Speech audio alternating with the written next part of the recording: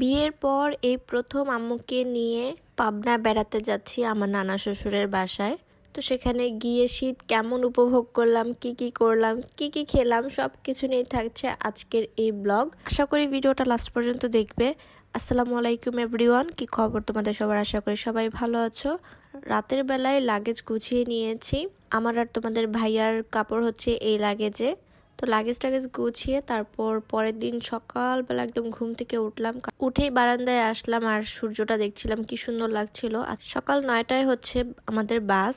তো 7টা বাজে উঠে আমি একদম গোসল টোসল করে নাস্তা টাস্তা খেয়ে একদম রেডি। এই তো এখন রেডি, প্রায় বের হয়ে যাব।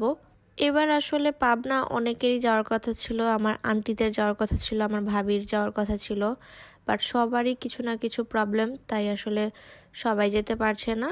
শুধু আম্মুকে নিয়ে যাচ্ছি। তো বাসে উঠে পড়লাম, বাস ছেড়ে দিয়েছে। তো আজকে যাচ্ছি আমি, তোমাদের ভাইয়া, আমার শাশুড়ি, আমার আম্মু আর আমার ননদ। আমরা এই কয়জনই যাচ্ছি। তো আমি একটা নেক পিলো নিয়ে এসে একটা আরাম করে যাচ্ছিলাম। যেতে যেতে আমি একদম ঘুমিয়ে গিয়েছিলাম।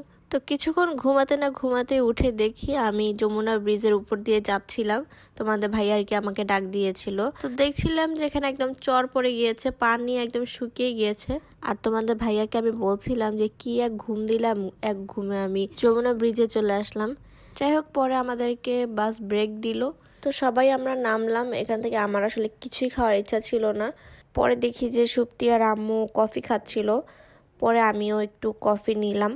তবে এখানের কফিগুলো এত পরিমাণ মিষ্টি থাকে যে আমি পুরোটা খেতে পারি নাই। তো এই যে এখানে মা, সুপ্তি, পরে যে আমার আম্মু 20 মিনিটের একটা ব্রেক দিয়েছিল। তারপর আবার আমরা বাসে উঠে তো এখন যাচ্ছি।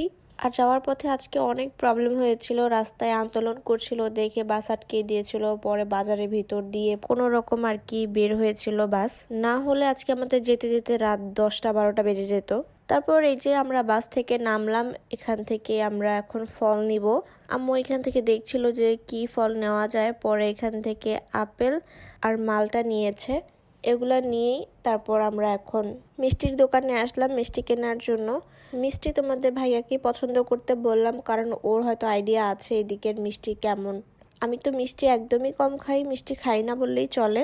তারপর আম্মু তোমাদের ভাইয়াকে বললো যে তুমি পছন্দ করে নাও। তো এখান থেকে 2 পদের মিষ্টি নিয়ে পরে আমরা এখন একটা ভ্যান দিয়ে যাচ্ছি আমার নানা শ্বশুরের বাসায়। আর যাওয়ার সময় রাস্তার 2 পাশে হচ্ছে সরিষা ক্ষেত দেখছিলাম। আমি আসলে যেই কারণে পাবনা এসেছি ওইটা মনে হয় আমার সার্থক হচ্ছে, কারণ আমি এই টাইমে পাবনা এসেছি হচ্ছে সরিষা ফুলের জন্য আর শীত উপভোগ করার জন্য। সরিষা ফুলের সাথে ছবি তুলবো সুন্দর সুন্দর, এর জন্য আসলে এই টাইমে এসেছি।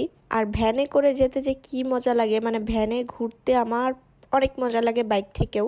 আমি গেলেই দেখা যায় যে শুধু ভ্যান দিয়ে ঘুরি।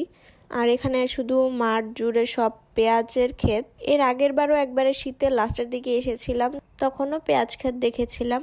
ফাইনালি পরে চলে আসলাম আমার নানা শ্বশুরের বাসায়।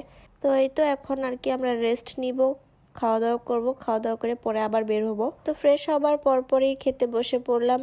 এখানে আমার নানি শাশুড়ি, আমার খালা শাশুড়ি, নানা শ্বশুর, মামা শ্বশুর, আমার শাশুড়ি, ননদ সবাই ছিল।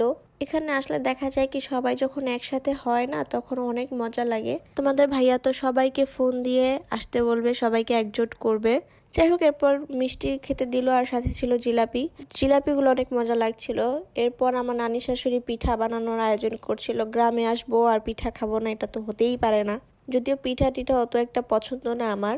আর এদিকে আমার শাশুড়ি আর আমার মামি শাশুড়ি হচ্ছে মাছ কাটছিল।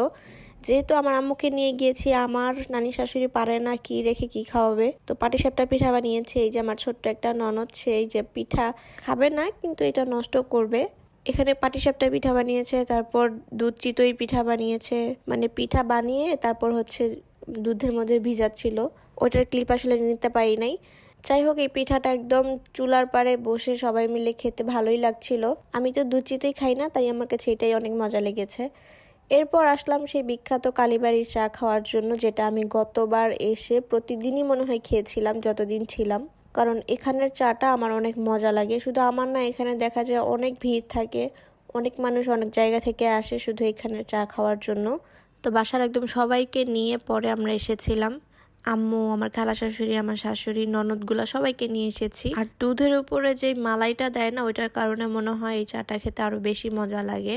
আর এই যে সবার গরম গরম চা, মানে এই শীতে রাস্তার পাশে এক সাইডে বসে সবাই মিলে চা খাওয়ার যে কি একটা মজা, এটা আমি আসলে তোমাদেরকে বোঝাতে পারছি না। আর ফ্ল্যাশ লাইটের কারণে দেখো আমার দেবরের চোখ কিরকম দেখা যাচ্ছে। এরপর আসলে ফোনে আর চার্জ ছিল না, তাই ভিডিও লাস্ট করতে পারিনি। তো আজকে এই পর্যন্তই, দেখা হবে নেক্সট ডে 2 এর ব্লগ নিয়ে। আল্লাহ হাফেজ।